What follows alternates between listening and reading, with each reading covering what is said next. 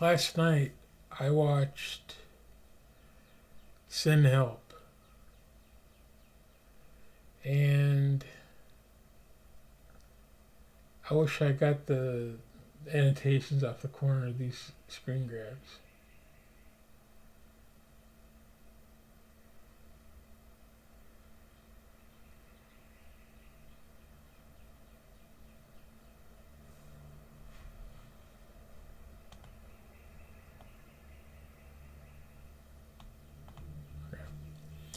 Okay, fixed it.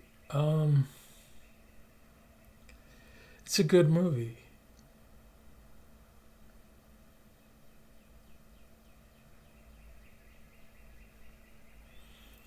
Something that's funny. I started watching it and I started complaining.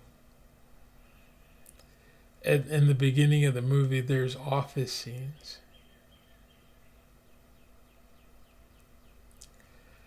and I was thinking that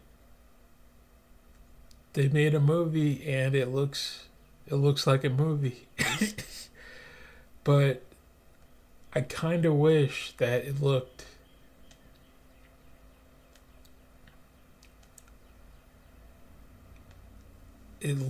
like my memories of what old office movies used to be, like American Psycho and Wall Street. There's this kind of,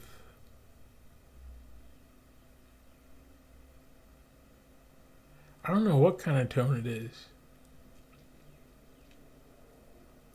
Not it's filmmaking. It's a type of filmmaking, and nowadays it's this clear, clean cut picture.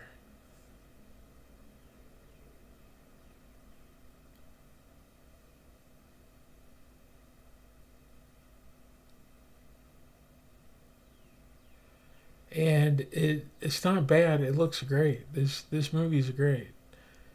But I was thinking, I wonder if the director got what they wanted.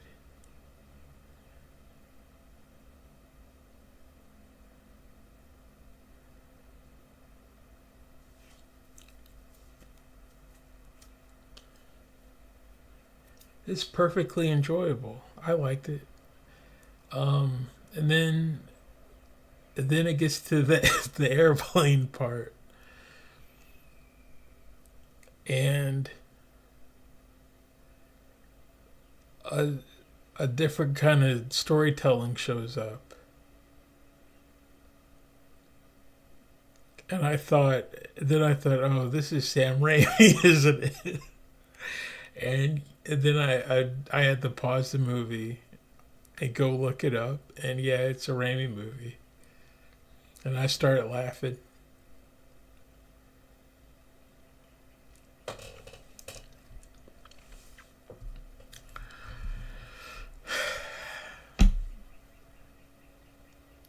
I'm on the director's side. He got he. I like Sam Raimi. Um, I'm not gonna tear up an artist though. But what I'm saying is, I got happy after I discovered that. Um,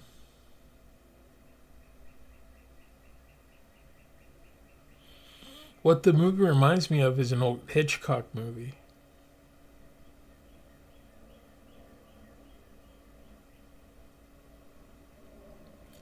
It really reminds me of some old Alfred Hitchcock movie that maybe they lost the script in the drawer or something.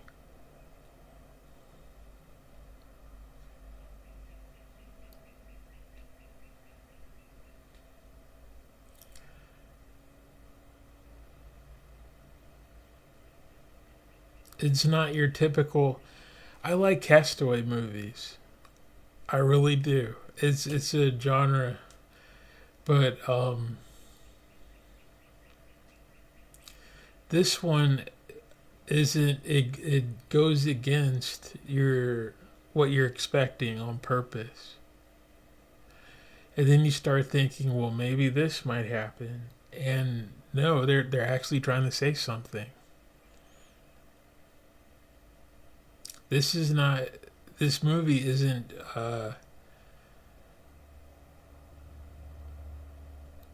some how clever can the plot be?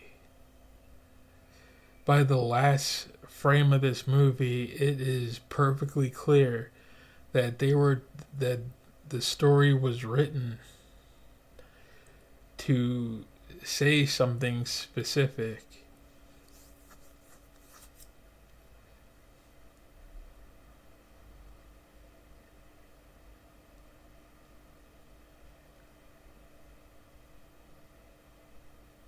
It's it's really good filmmaking.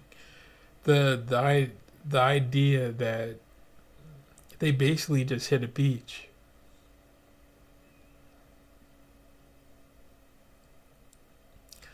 They hit an office, and then the crew walked out to the beach, and they walked away with the movie.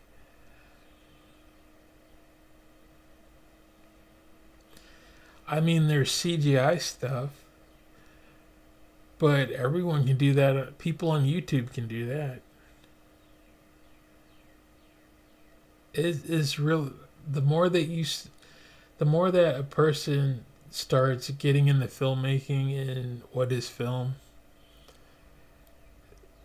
something happens where you start to appreciate it more because it's a high bar. It's not easy.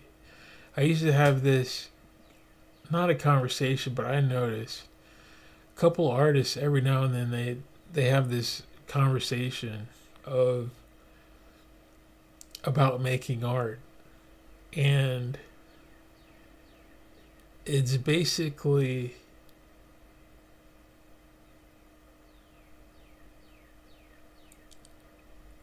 the the art that people appreciate. Here's where to start that one.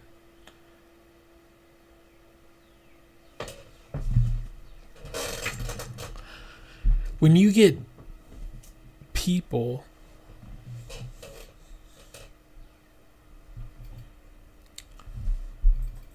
people in society, if you take them back to sticks or look back hundreds of thousands of years ago, they're sitting around a fire, and life is about eating and drinking, talking to each other, scratching on walls to make art.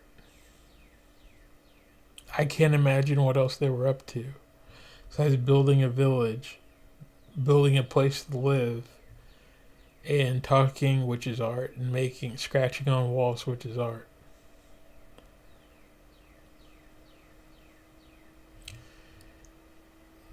That's all people are really up to.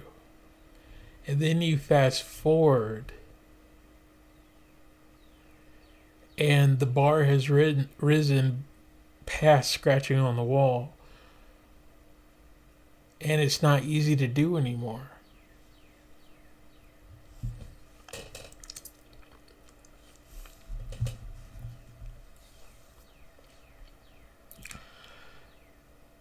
So the people that are capable, I can't believe I'm having this conversation. The people that are capable of making art have this tool set, this toolkit. But what if you handed them something like crayons?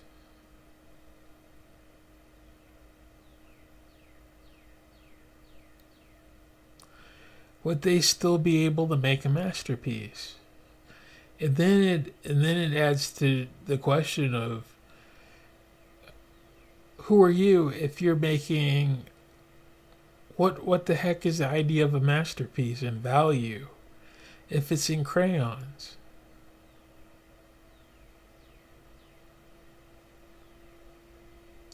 this has absolutely nothing to do with this movie, but I found myself taking this detour in the beginning of this movie.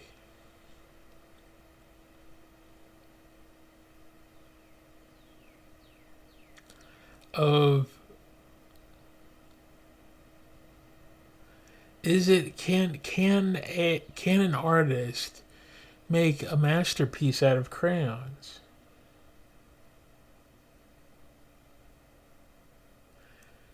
Because anyone can do that. Kindergartners get crayons. And then it adds to the value. It's like what sort of value is there if the bar is so low?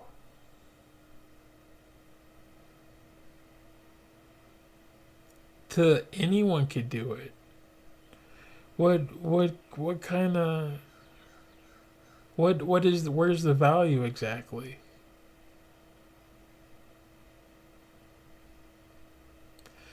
It has to ultimately it has to be in the skill of what's being shown or the the quality of the message.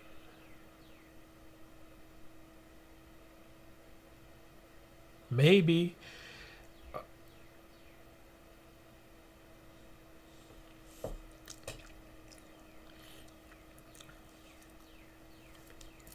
I'm not trying to say anything about this movie yet.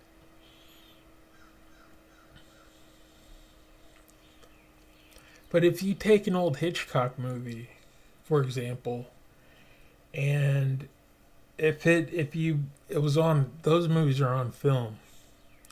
If you put those things on VHS, do people still value them the same way?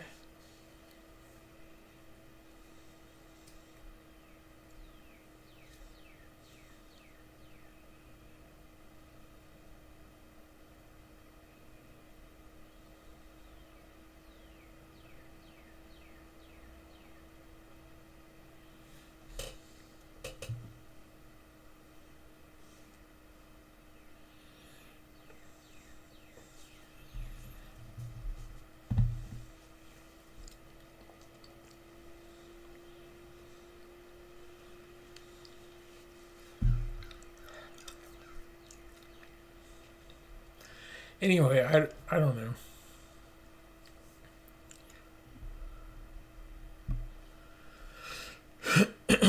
Sin Help is really good.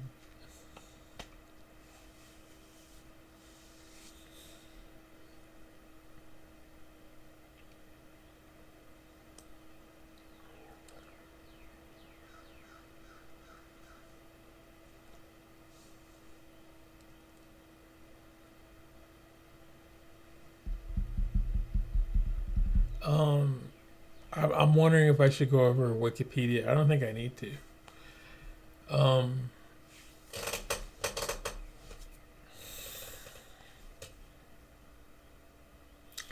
well, I forgot their names.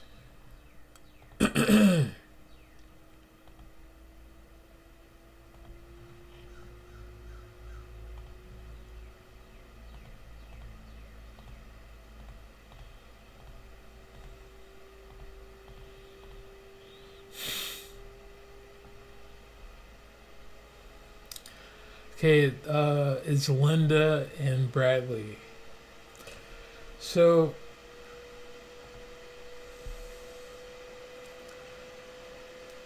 in the beginning of this movie, the main character is Linda, and Linda has an office job. And one day, the boss comes around. They have some sort of evaluation of where there's a promotion available. And Linda has been at the company for a while.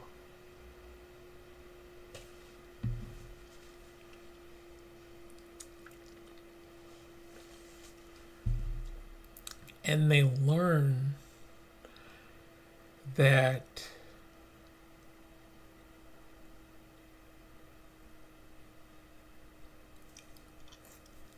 she learns that she's in the running, that she could possibly get the job with more pay,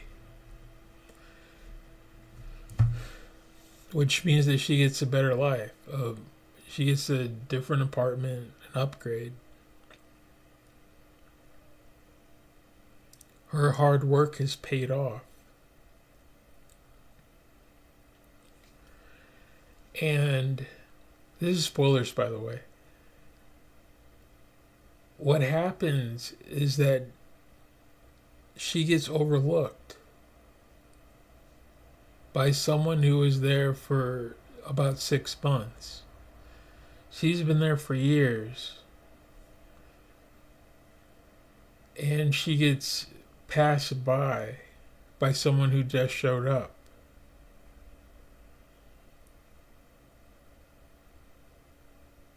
Because that person is someone who the boss wants around.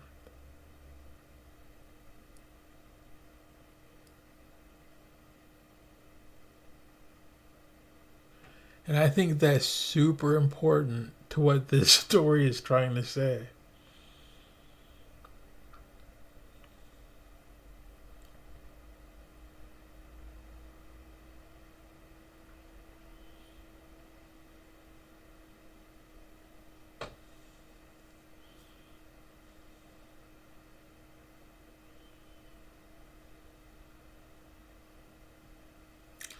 All right, I'm going to take a break. I need water.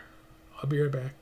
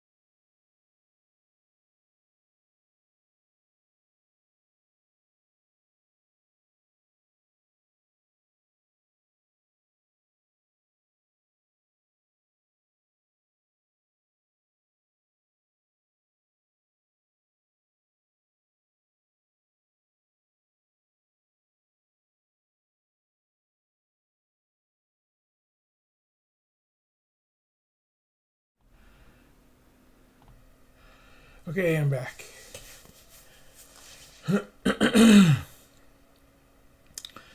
So she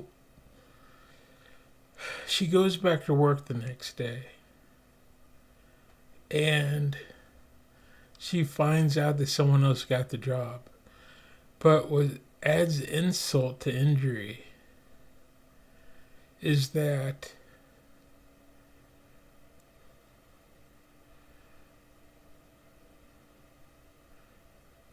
they just showed up.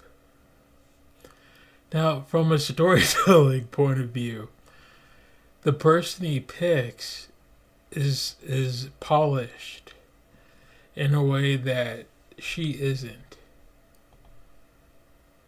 Linda Linda isn't polished in that way of looking fancy. She's awkward, and when she talks to the boss, she's awkward. And they make it a point that something's off. Like she has spinach in her teeth. She always has food around her face or something's going. She had tuna on her face. And the next time she talks to him, she has lipstick on her teeth. It's like something's off always with between the dynamic or when she talks to him. Which is to say something's wrong with her. When it's not. something is wrong with her somehow.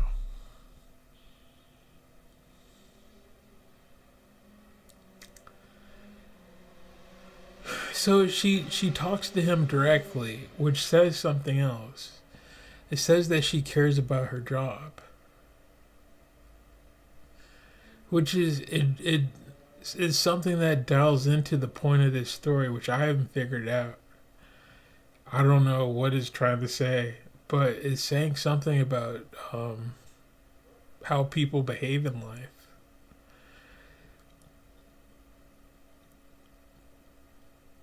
She cares. She cares enough to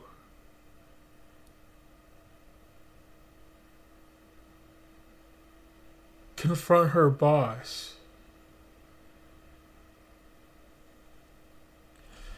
Which means she thinks her hard work wasn't properly rewarded. She felt deserving.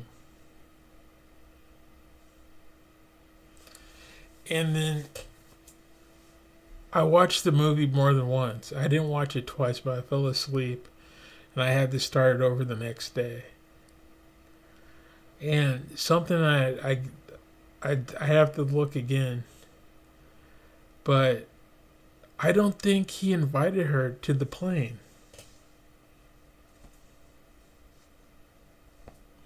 I think she invited herself on that plane ride.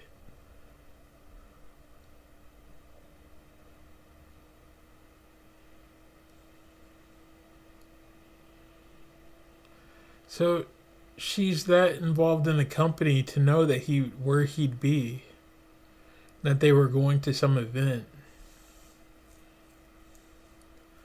And she hit the tarmac with the proposal.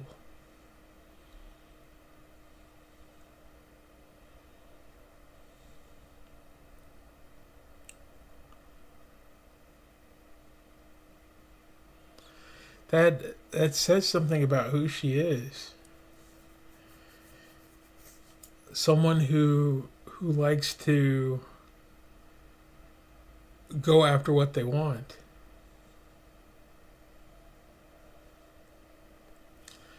The other thing that sticks out was on the plane while she is still at work trying to get ahead and please to, I don't know, show value to her boss.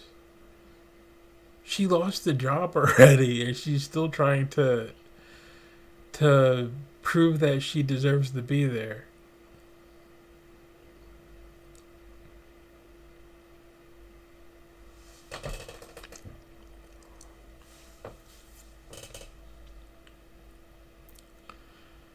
They're mocking her. One of them took the, what do you call it, initiative to look her up.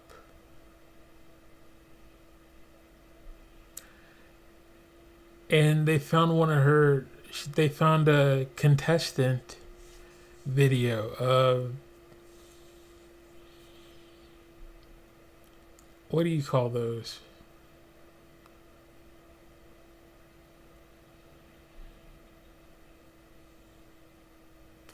My mind went to comic book companies. A submission to be on a TV show.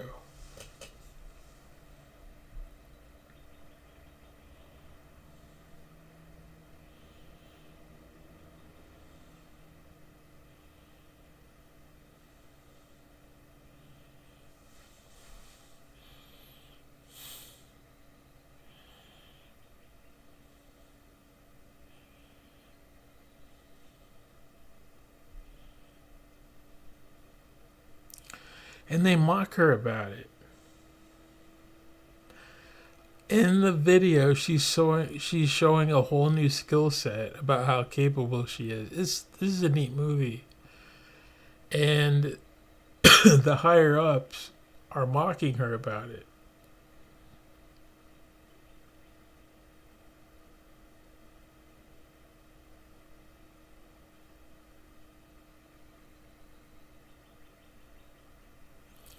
The boss says that she can't hang out because she doesn't know how to be one of the guys. She not one of the guys specifically, but she doesn't have the mindset of the sports bar.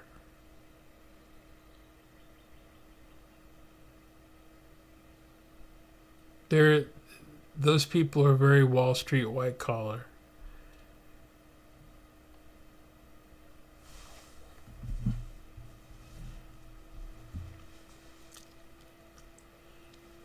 And she's a bit of Catwoman. She's a bit Catwoman.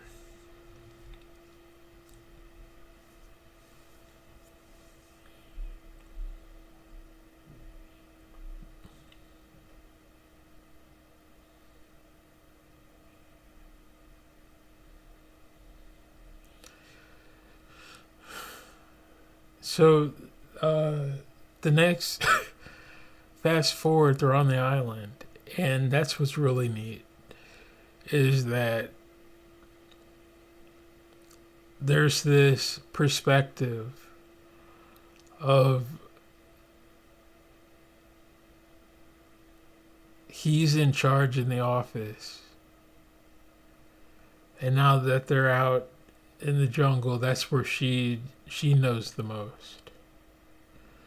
That's where the tables are turned, where she's the boss out there. She knows survival. We're in the city. He's in charge of survival.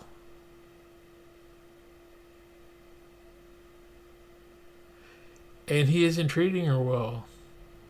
Because apparently, out of that whole office, she's upset about not getting the promotion. Which means she's probably overdoing it and carrying that office somehow.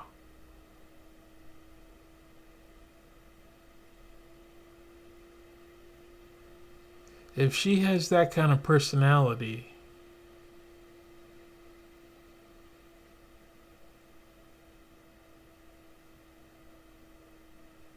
she probably really is being overlooked.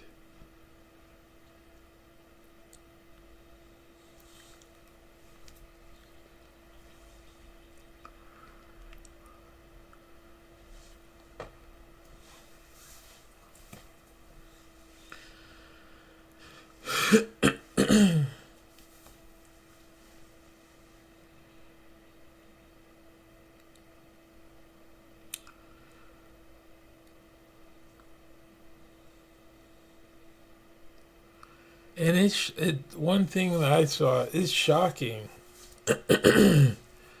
it was really it's funny, but it's shocking at how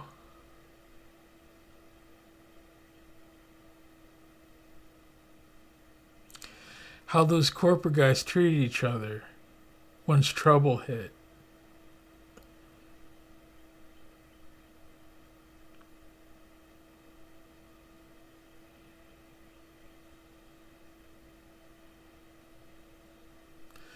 So whoever wrote this is really is really sharing the mindset of this boss character. You cannot trust this character on this island.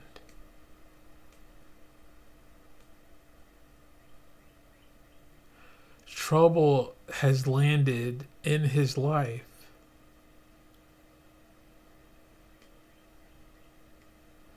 You cannot trust him.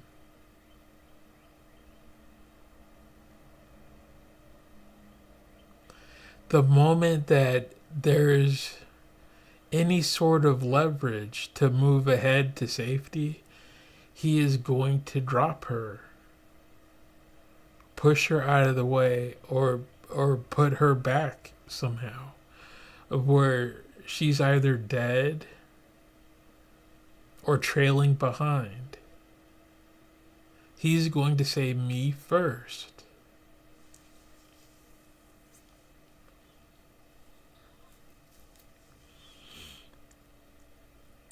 And that's who she's dealing with.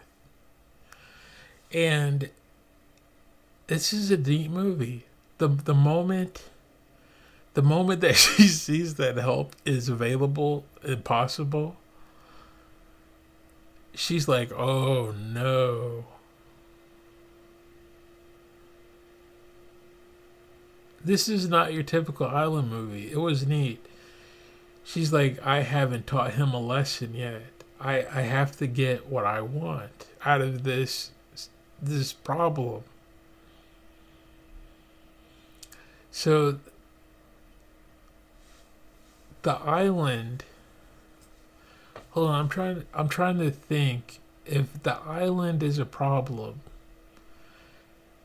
I'm think he's really sharing with the structure of these characters with the plane crash. If trouble hits and it's every man for himself,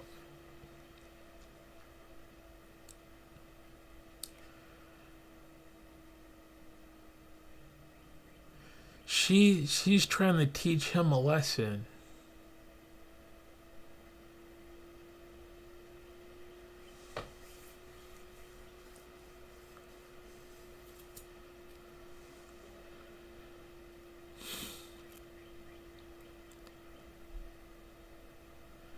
She's trying to teach it. That was loud. She's trying to teach him a lesson that gets her job to a higher place.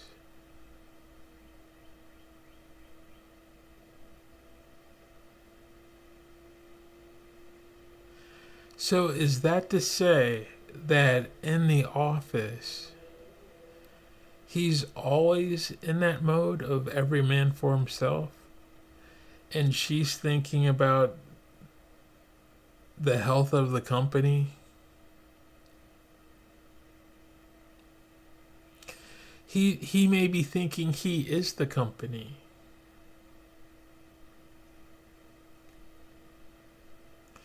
Because he asked his assistant, which is the president of the United States, to smell his hand.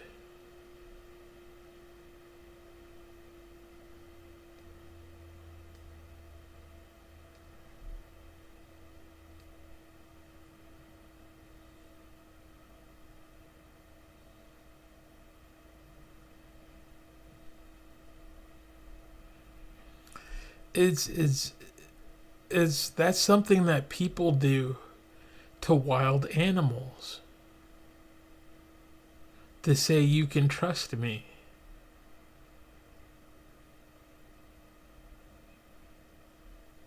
and he says, "You smell like fish."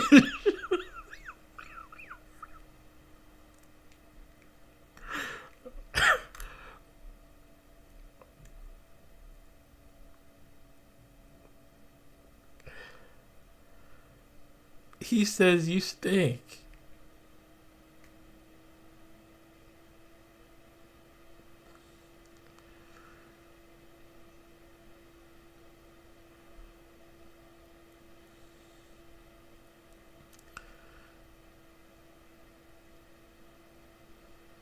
In the corporate world, I don't think he's looking out for the health of the company.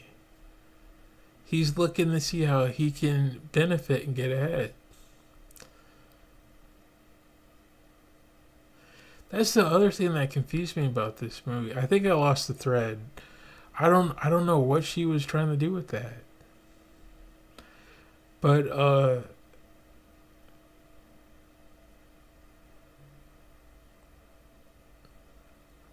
I'm trying to think of too many things at once.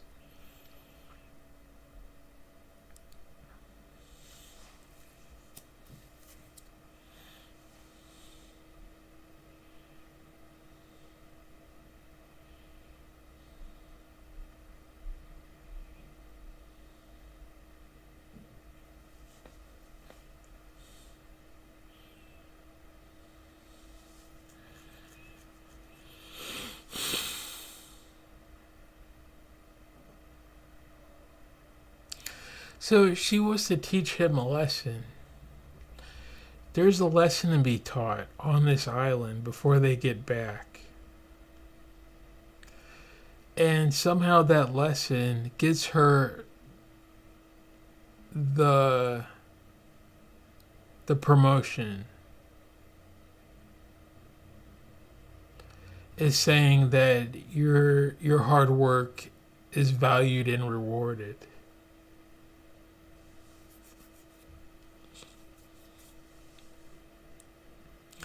She saved his life, and there's still a lesson that has to be learned.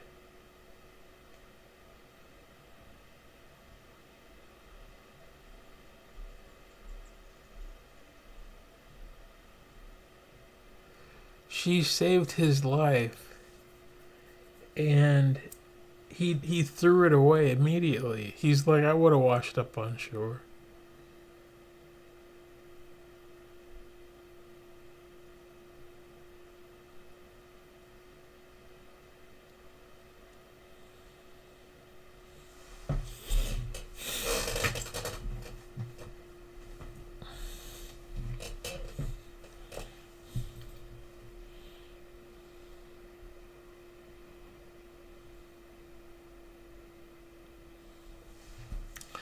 I don't know. He throws away everything that she does to help him. He dismisses it.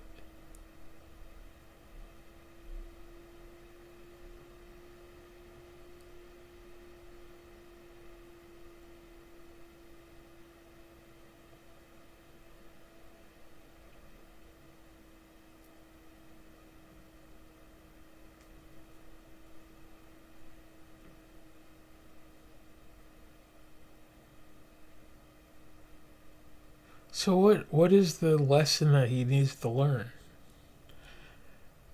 That's what I'm trying to figure out.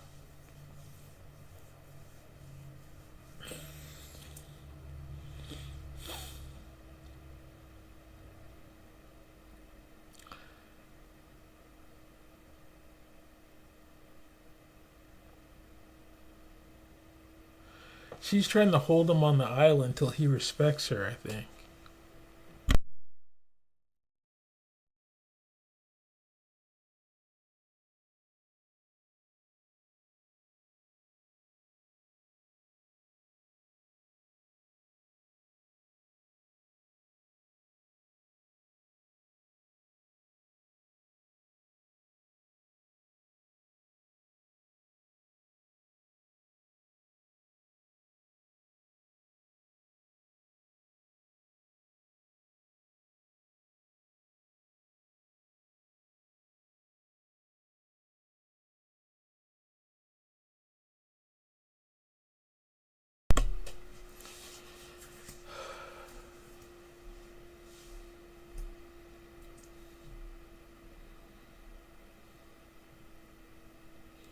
Her killing the wild boar was cool. I mean, not cool, but it was a giant surprise.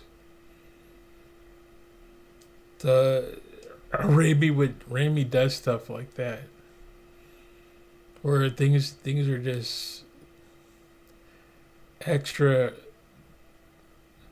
It's real life extra all of a sudden, out of the blue, and he'll highlight it. People vomiting and there's blood.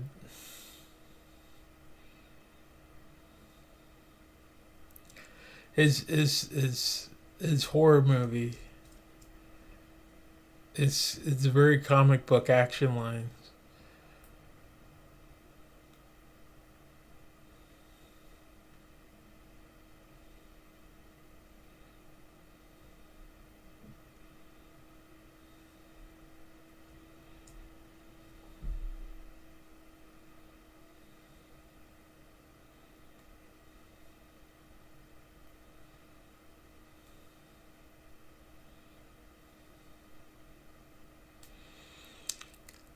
Um.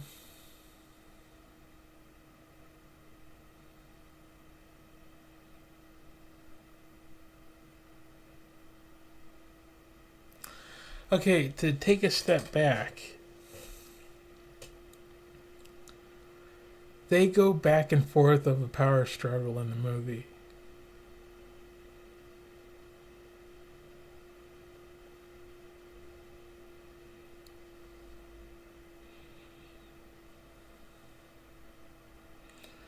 It's a versus movie. It turns into a versus story where they have a power struggle back and forth. And it gets to the point where they're trying to kill each other. Which means what?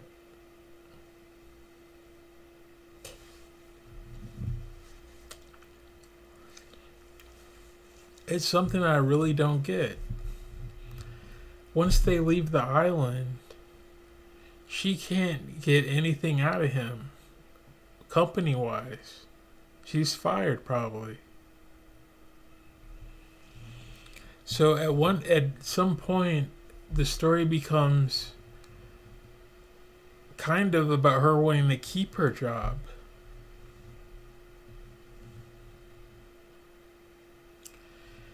And this guy loses someone important to him.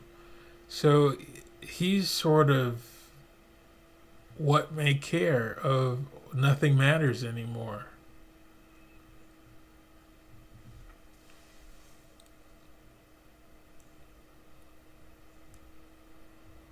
But he wants stuff. So that's kind of a lie. He's just upset.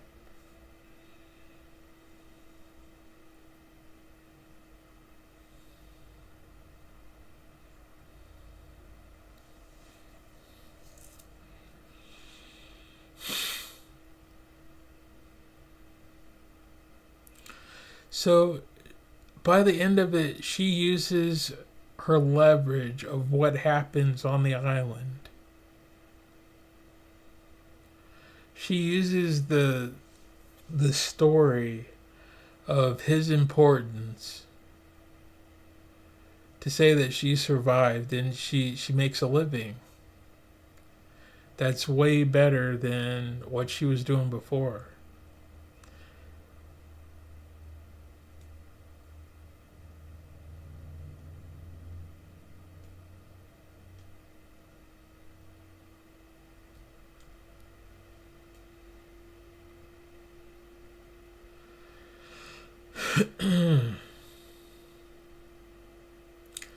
So I was. Here's the thing. Yesterday, I was stumped when the movie ended. I understood it completely, and I didn't know what to say about it. Because she drives away and she says something about. She gives this. There's dialogue about send help, meaning no one is coming to save you. You have to save yourself.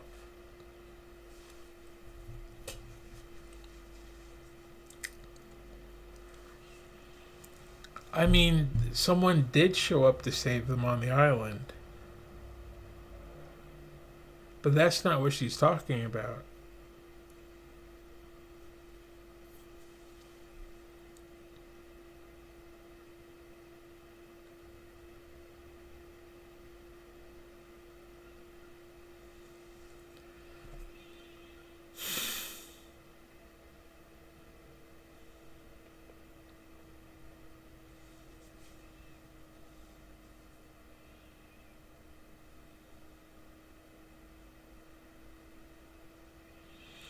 She's saying you have to save yourself. And I think it is her bitterness about the boss isn't going to help you get ahead in life to where you need to be. He's going to probably get in the way. You have to be action oriented and go after what you want. But at the same time, there's this gilded cage. There's another message of this bird in a gold cage at the end next to her, which says that success isn't necessarily what you may be looking for. The idea of a gilded cage is, I heard it while watching MSNBC.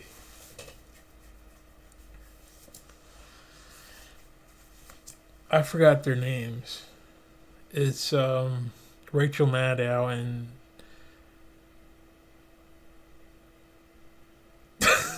his name is Steve Trevor. I forgot. It's the guy who comes on afterwards, not Lawrence, the other one. But they had a chat after the show, and they were talking about how much money they make, and they make a lot of money. They make something like $200,000 every 2 weeks, a paycheck.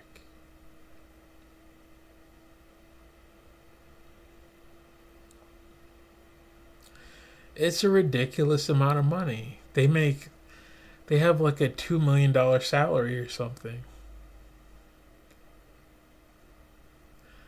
So he was saying, yeah, it's a high paycheck, but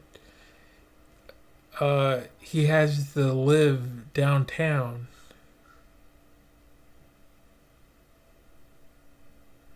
He has to live downtown New York in order to do his job properly.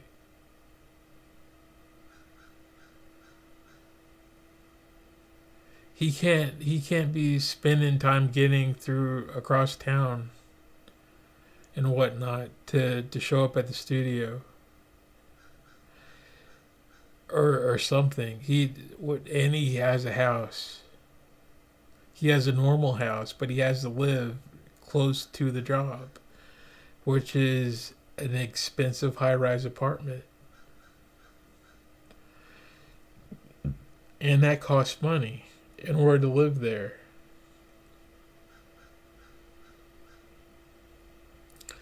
Which means you have to show up and keep doing the job to afford the house, the job, relatives,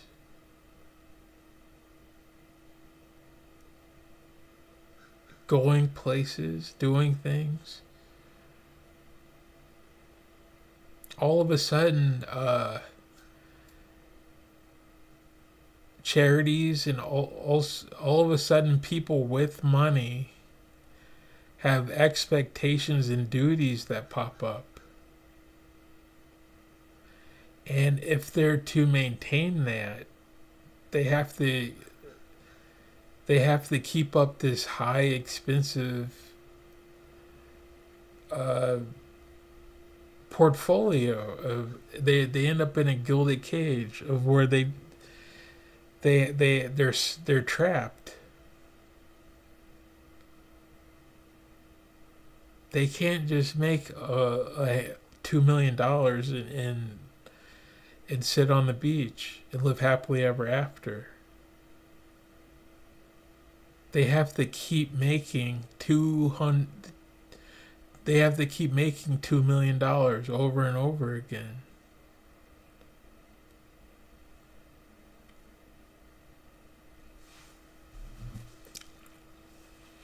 They're trapped in this cycle of expensive.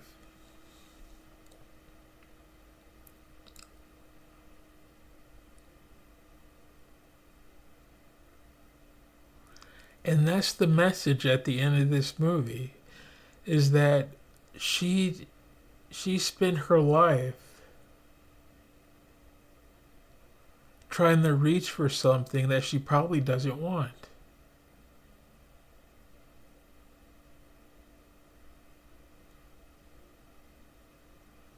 She's on TV talking about how traumatizing the island was and how she got past it.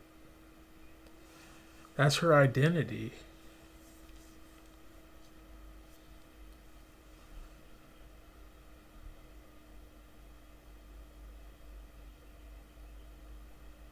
There's no foundation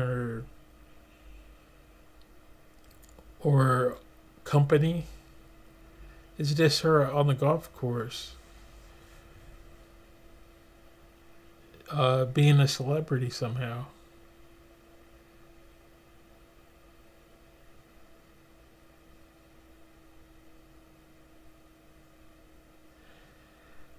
It makes me wonder what the message of this movie is. It kind of makes you wonder, what are you. It is asking people, what do you value, maybe.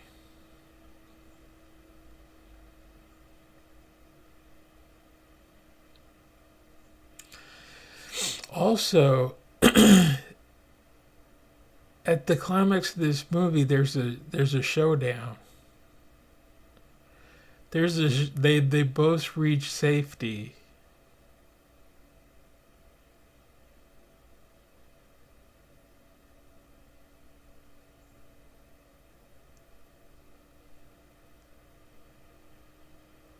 and there's a fight over it.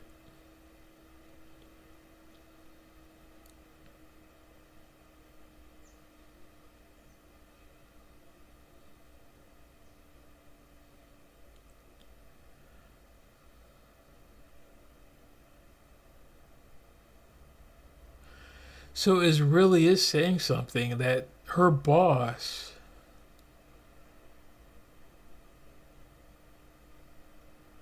is is dialing things up, but in the office setting, him saying no to her is kind of like him saying no to her life.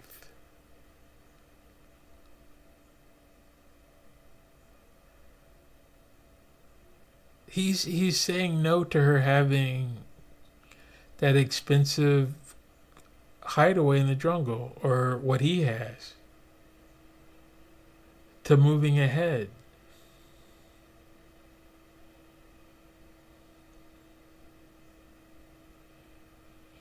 Those other guys that he's around, they have stuff. They're they're expected to be on the tarmac.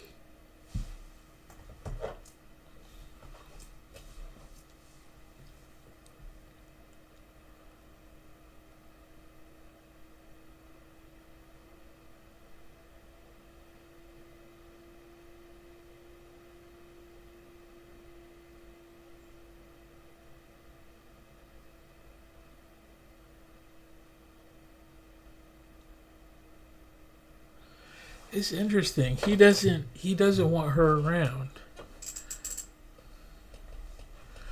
I always she's valuable at the company, and he doesn't want her around.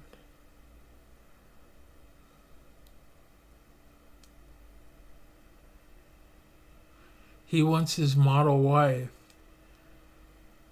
a pretty assistant, and his bros.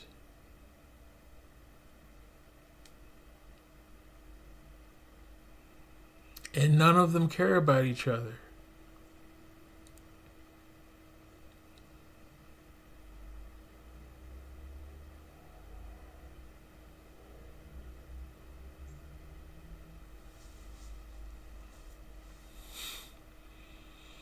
Meanwhile, she's at home talking to her cat, I think. I think she had a cat.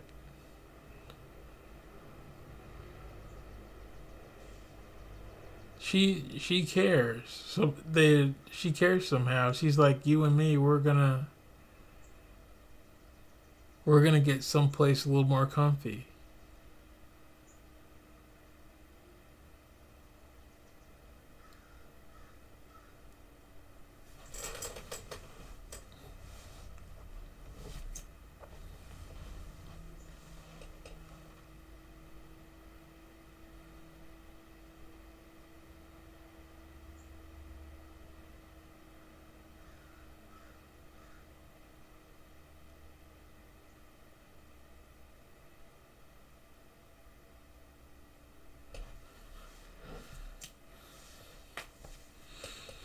So she's kind of barking up the wrong tree. She's in the wrong building.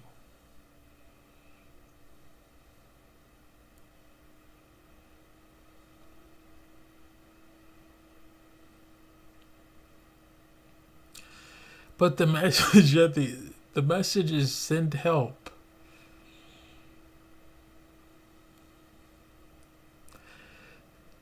Send help. They're trapped on this island.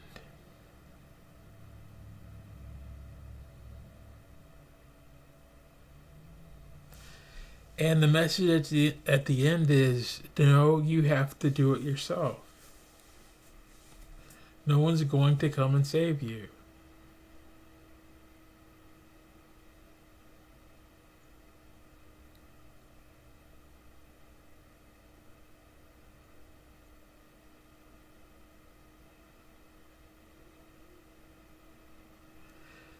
The other thing that's really confusing is when he decides to try and escape the island, he hurts her.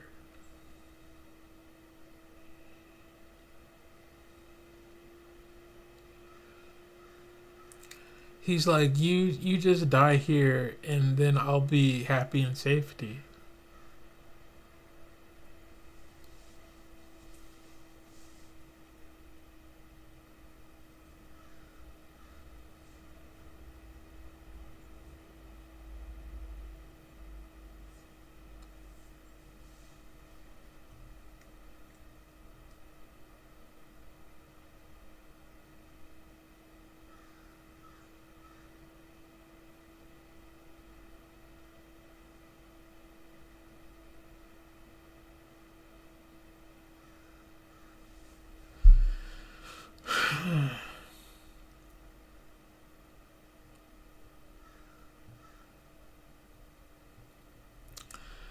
So send help.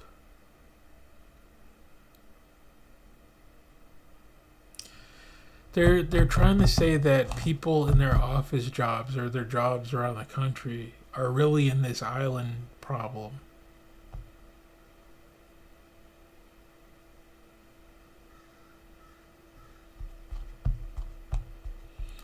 of where their boss really isn't trying to help them.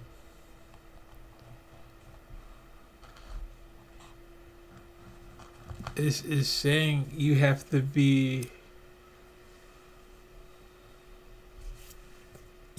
find your own company. Something like that.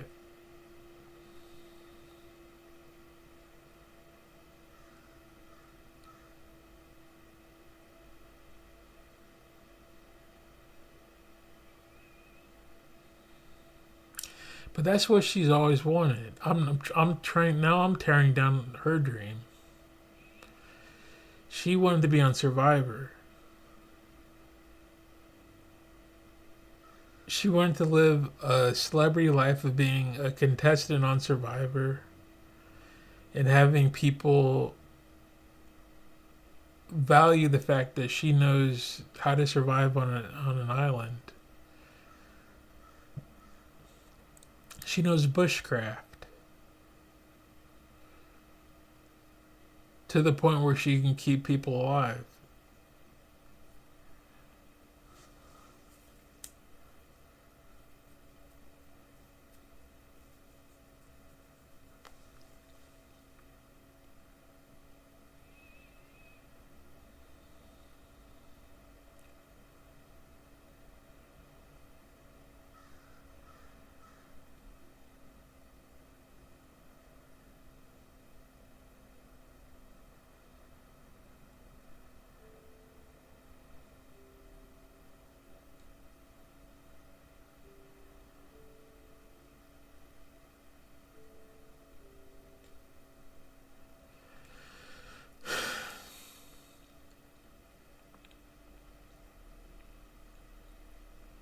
Send help. No one's going to save you.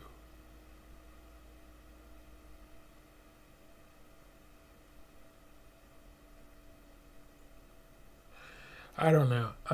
That's that's all for now. It's a good movie. I talked for a little over an hour. My brain is a little bit fried. It's saying something. Send help. No one is going to save you.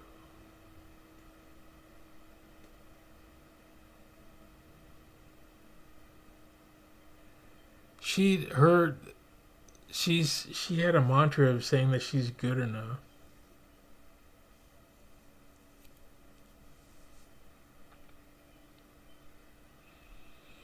It's saying something about you're good enough to go after the things you want in life.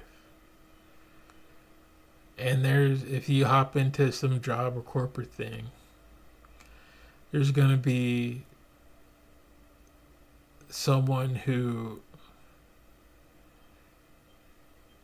is going to keep you where they could use you.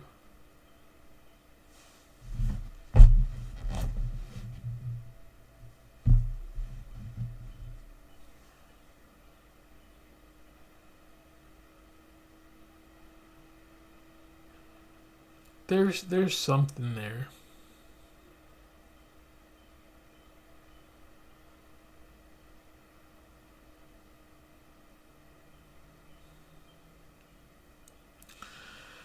Okay. Well,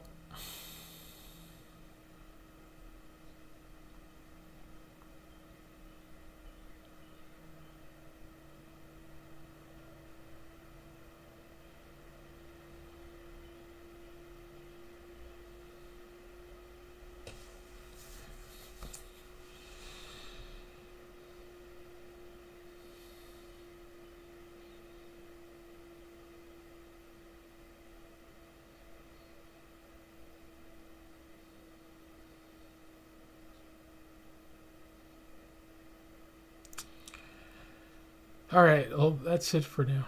Okay.